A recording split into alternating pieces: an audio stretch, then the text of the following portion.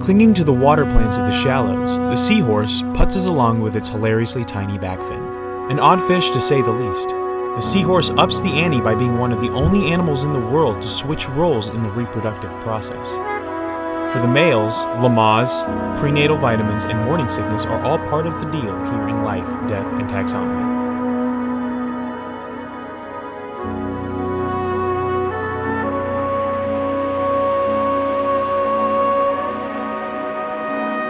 Welcome back to Life, Death, and Taxonomy. It's 30 minutes of interesting animal info for your ear holes. I'm Joe. I'm Carlos. And today we're talking about an oceanic equine with strong paternal instincts and a unique dad bod.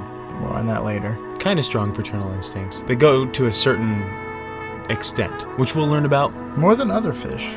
True. Mm-hmm. But what are we talking about? We're talking about a horse. Cool. From the ocean. Oh. Yeah. An oceanic equine. That means a seahorse. I thought equine was an adjective. No? Not like a noun. Like that is an equine. Oh, I don't know. Let's see. Do we even care? Like an equine animal or something like that. Equine. Aquatic equine. Don't allow. It isn't. It's both. Nice. So we're talking about the seahorse. Yeah.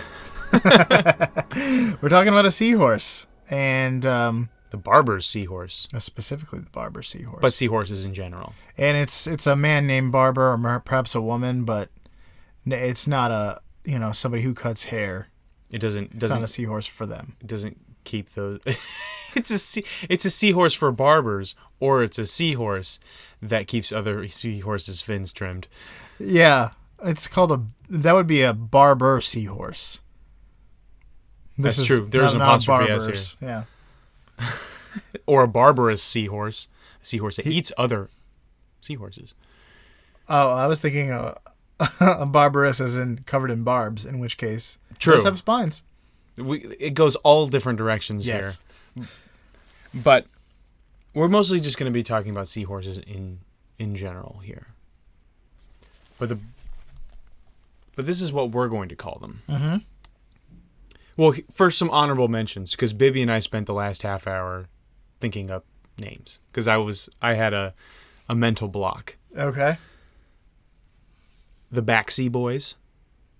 Okay. All right. Men at Work. Okay. Who can it be now? C section. Okay.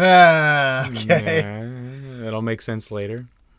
The three that made it, though, are The Parent Trap, because they switch. True. Their parents. A Horse to be Reckoned with. And Chubby Hubby, or Chub Hubs, which I want to call them Chub Hubs from now on. Okay. Does it have any other names? Like real ones? Yeah, that's you.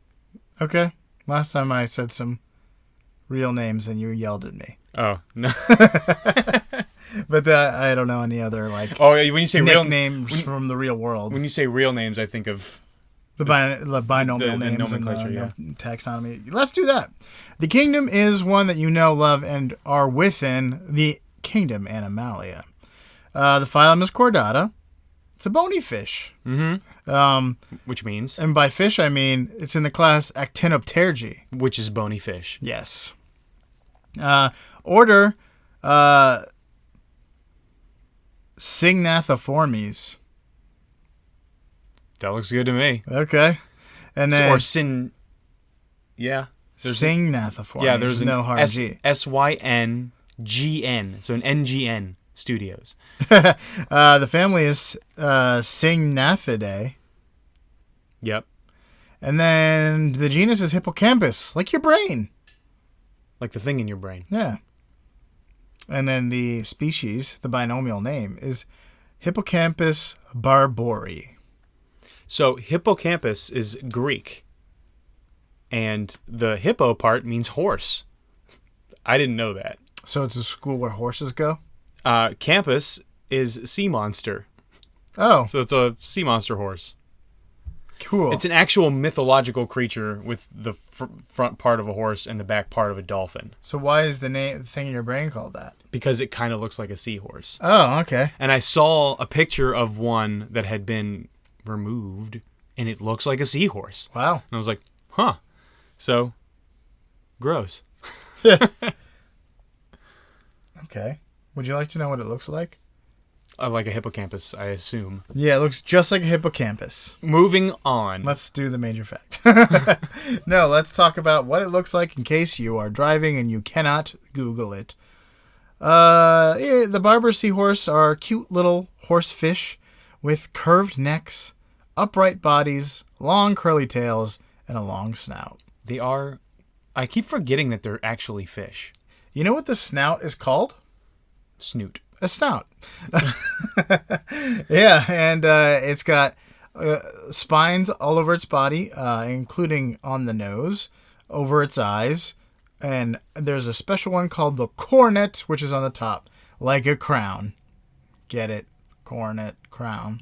Yes. Yeah. Like a coronation. Yes. And then there's some on the dorsal fin and other places. Barbers come in a variety of colors, including yellow, greenish gray, white, and brown. A little underwhelming. Yeah, but they can... But they're colorful. They're bespeckled and special. Do they have chromatophores? Or is it more like I think that they can, like, flush. like a lizard? They can become lighter or darker. Okay. Their bodies are covered in bony plates that offer some protection from injuries. Some, but they're very tiny. Like currents pushing them against stuff. The soft, gentle current of the water can't hurt them. They have large eyes and actually have excellent vision. They also have monocular vision, which means that that each eye sees independently. Horses, like the ones on land, also have monocular vision, but they also have binocular vision. So they can have each eye doing its own thing, but they can tune them in. Well, unlike horses of the land, seahorses can move their eyes independently from one another. Like a chameleon. Yeah, not all things with monocular vision can do that.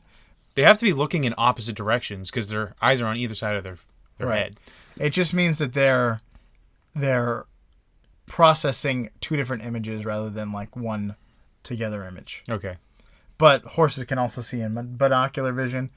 But there's a blind spot right in front of their face where their vision kind of intersects, and then there's this triangle where they can't see. I feel like a lot of herbivorous or prey animals have that. Yeah. Like birds. A lot of birds, like ducks, they'll look at you from the side. That means they're looking at you. But if they're facing straight at you, they probably can't see you very well. Yeah. Because their eyes are on either side of their head. And you know why horses kick you? Because the only other place that they can't see is right behind them. So you don't want to be behind the horse because it makes them nervous. And then they're like, whatever it is, it deserves kicking. It deserves to die. Yeah. I'm not going to take any chances. I'm going to kill whatever's behind me. Yes. But seahorses don't do that because they don't have feet. Right. Back into the water. Barbers like the waters of Malaysia, the Philippines, Indonesia, and they have also been recorded at depths of 10 meters or 33 feet. It's not that deep. It's not that deep. Not that deep at all. You can dive there if you want. I have. In Malaysia? No, just that deep. They prefer to live in seagrass, mangrove swamps, estuaries, and muddy areas. Not like me. No. I like clear stuff. I imagine they also enjoy coral reefs. For reasons I'll talk about later. Wherever there are plants to cling on to. Yeah. Cling on. Yeah, do you have like some weird thing where you're going to ask me some questions? Yeah, one question? I think from going forward, I'm going to say it after the binomial nomenclature, just because we're naming things. Mm-hmm. That's the naming part of this show. So we'll do critter groups. Okay. Earlier on to kind of space it out for measure up. That makes sense. All right. So it's time for Critter Groups, the listener's favorite part of the show, where I, Carlos, pose to you, Joe. Do not take my intro. The question. What is a group of this animal called? Or what is the collective noun for this animal? So here we go. It's multiple choice. You have 4 choices. Choice A is herd. Choice B is float. Choice C is school. Or choice D is grasp. So is it a herd of seahorses? Is it a float of seahorses? Is it a school of seahorses? Or is it a grasp of seahorses? School. Final answer? Yeah. Wrong. Really? Is it grasp? It's a herd. Oh, okay. I knew it definitely wasn't a grasp. I knew. Really? No, that was just too perfect. Because That just sounded too much like it was plausible. it sounded too good.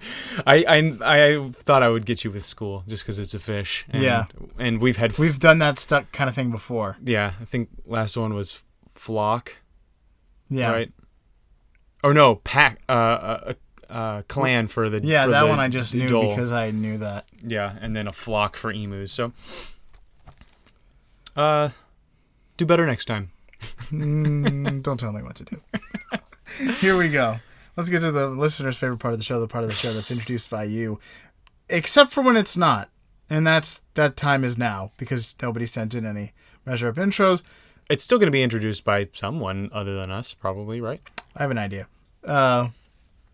So this is also the part of the show where I pose to Carlos quiz questions to convey the animal size and dimensions in relatable terms.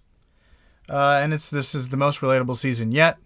The season of anguish and woe. Of weeping and gnashing of teeth. Where Measure Up is harder than it's ever been. And also, since we don't have a Measure Up intro, I'm going to let an animal do it. Ooh. A seahorse? Yeah, and no, let's just have you guess what it is. Okay. I haven't. Yeah, well, I'm just going to play an animal sound. You tell me what it is. I'm excited. And it's going to come right after the music, like the animal's introducing us. Okay.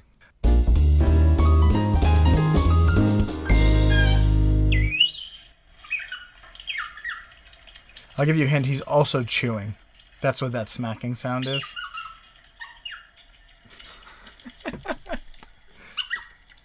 Okay, I'm going to have to go with Bengal tiger. Really? That would be like a kitten. No. I'll give you one. Would you like a multiple choice? My second guess would be Quaker parrot. That's a good guess. Would you like a multiple choice? Sure, yeah. Is it a bird, a parrot? Well, I'll narrow it down. Like a river otter, a puppy, or is it a kitten? Parrot. It's a river otter. What? Yeah, look. He's adorable. Oh, that's so good. Without further ado, thank you to the river otter for introducing this episode Between Chews. Let's get right into it. Male length. The length of the average male is 11 to 15 centimeters or 4.3 to 5.9 inches. Let's call it an even 5 inches. How many seahorses go into the height of Blue Mustang, the infamous horse statue in the Denver airport known as Lucifer by locals? You've seen this. I have seen this. Yeah. Here's a hint. Lucifer is huge, blue, and has red eyes and a sinister grimace. Artist Luis Jimenez was paid $300,000 to complete the sculpture, but after a decade of working on it, the horse's head fell onto his leg, severed an artery, and killed him. It was eventually completed and put on display. However, the horse's haunting visage and disturbing backstory horrifies locals and visitors to this day. Yeah, I don't know why they had to make it evil. People said the same thing when they first It's our watchful protector. Put it up. Dark Knight. Yeah. I want to say that was 120 feet tall. You said 5 inches? Mm-hmm. So I'm guessing I'm going to have to go with, I'll go with 260. 260 seahorses. Final answer? Yes. The Blue Mustang was only 32 feet tall. Oh. So wow. It's 76.8 seahorses. It looks, I guess it's so scary it looks bigger in pictures. I was like, I thought I read that it was 120 somewhere, but Is it on a pedestal? Yeah, it is on a Maybe the structure or maybe the hill, or maybe it stands 130 feet above a certain area or something like that. Anyway, that would be a tall sculpture. Let's talk about female length. They're 11 to 13 centimeters, so pretty close. Males are slightly larger. That's 4.3 to 5.1 inches. Let's call it an even 4.5 inches.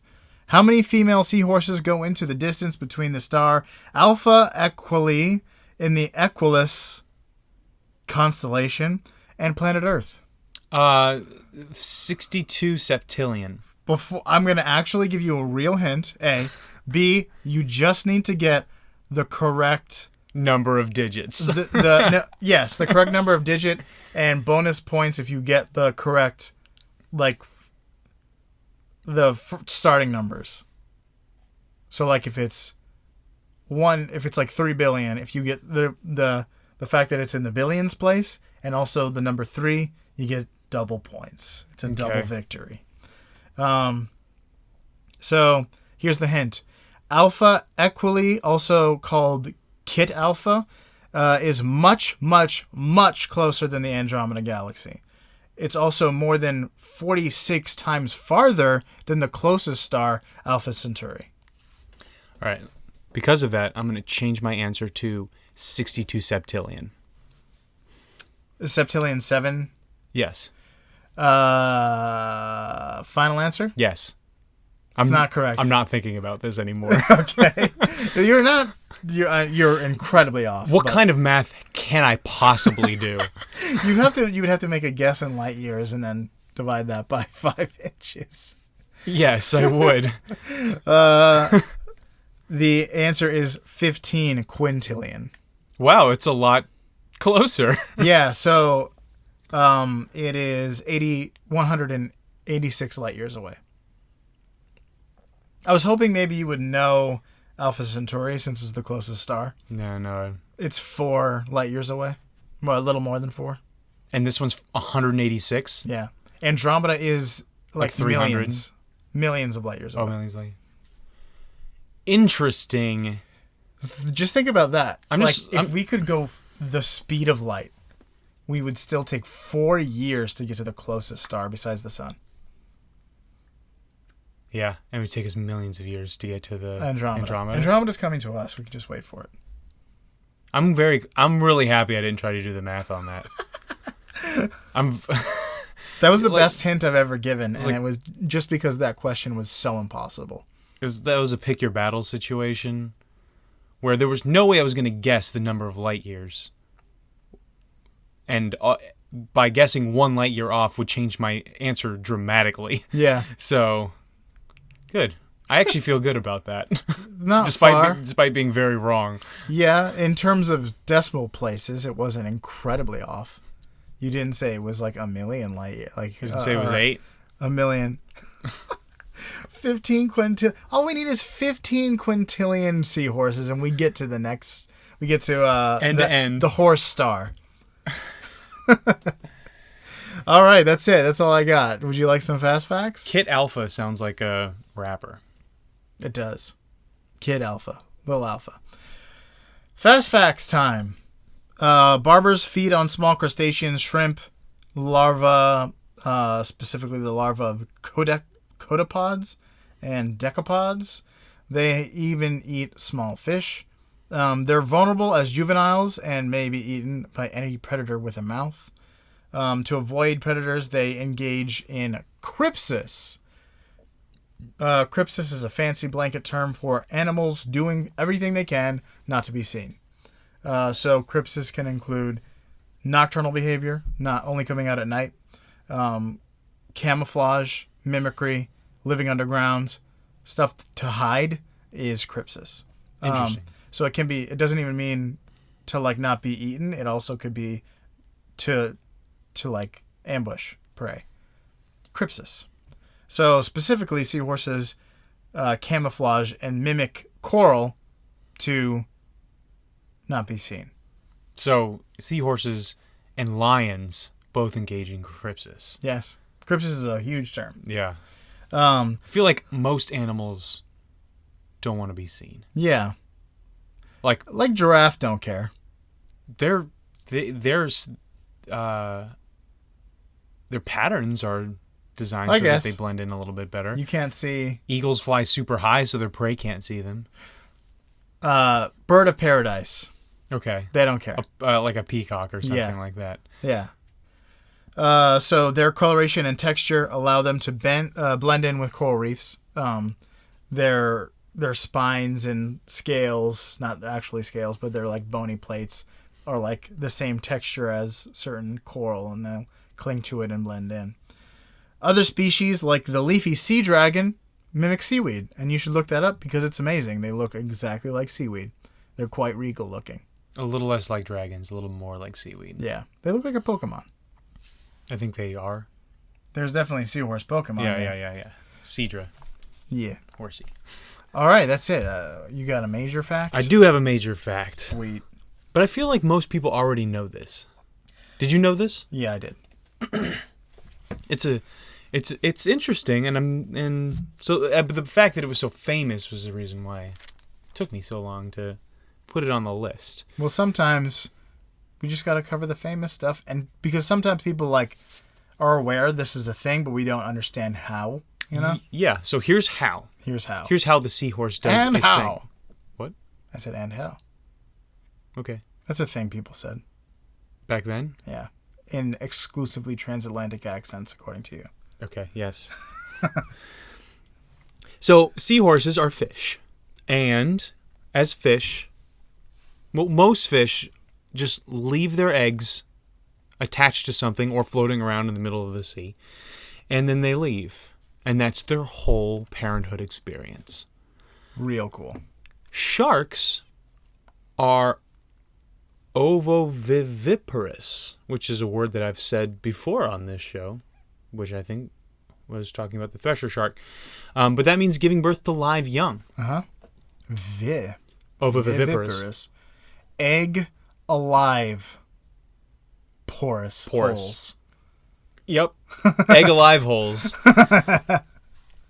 And just like the shark, the seahorse does the same thing. But there's a twist. So male seahorses have pouches on the front-facing side of their tails, a.k.a. fanny packs. their tummies. Oh, gotcha. Sure, yeah. It's not a fanny pack, because they're males. A manny pack. A manny pack. So when it comes to reproduction, roles are reversed. After a complex courtship display that can last for hours and involves rising and falling in the water, as well as changes in color, as we mentioned earlier, the female lays unfertilized eggs into the male's pouch. So, it's interesting. Definitely completely reversed here. She will deposit up to 1,500 eggs. In some species, I don't think the Barber seahorse, but some species up to 2,500 eggs, into his flesh pocket, and he fertilizes them there. Then, the eggs will stick to the walls of the pouch and gestate for up to 45 days. And in there, he can supply them with everything a mammal might give a baby, even though he's not a mammal. He'll give them incubation, oxygen, gas exchange, calcium, lipids, and even prolactin, the same hormone that generates milk in mammals. So he's being very mammalian here, and also he's the male. Yeah, and he's got all of the babies in his pouch. Mammalian.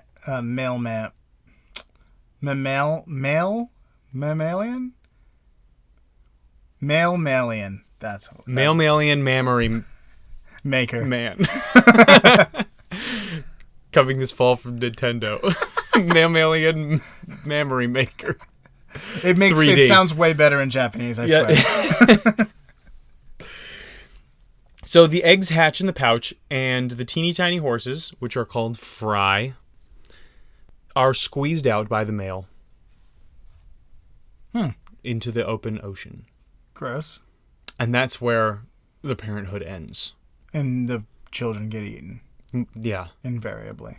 The female will visit the male every day during the gestation period. Aww. Yeah. Daily little like morning. They call them morning visits. Wow. Okay. And the male, after squeezing those puppies out, is ready for another round the next day.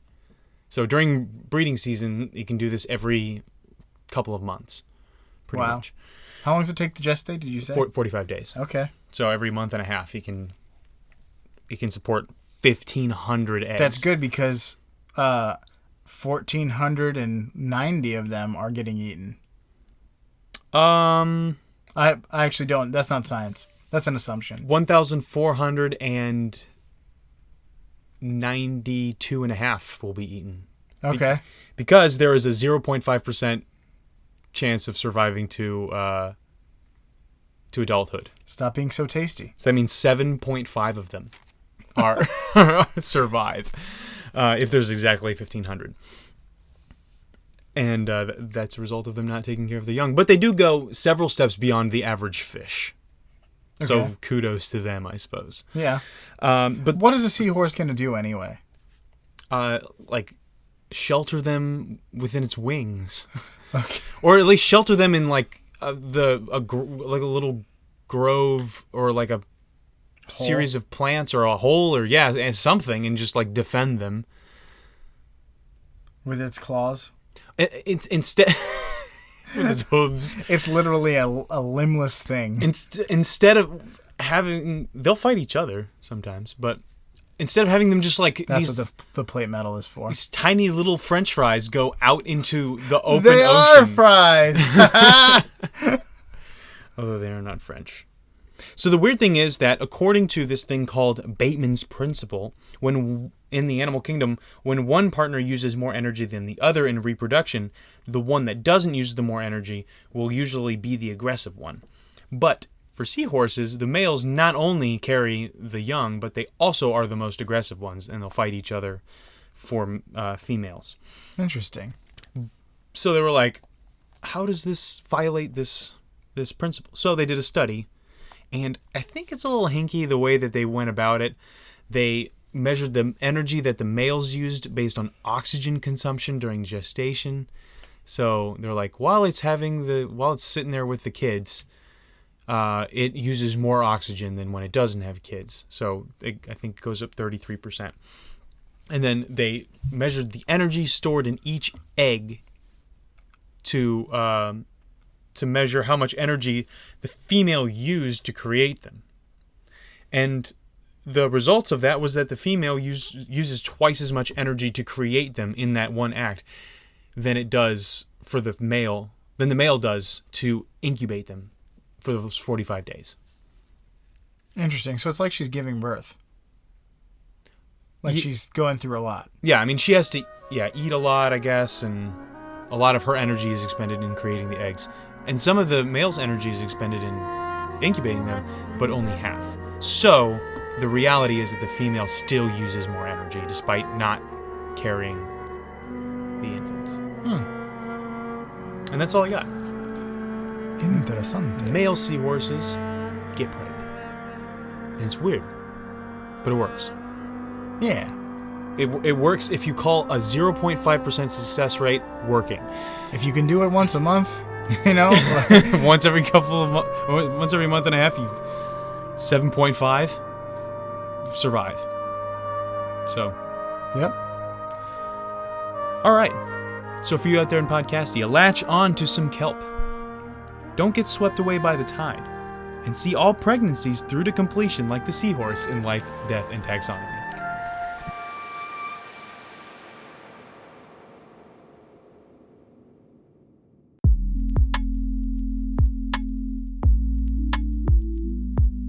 We need reviews. We need reviews so that people can see how great this show is. If you like listening to these interesting animal facts week in and week out, then the best thing you can do is share that joy with the world. Just log into your podcasting app and hit the write a review button to show us and everyone else how cool you think animals are. Plus, we'll give you a big shout out at the end of the season. Thanks for listening, and see you next week.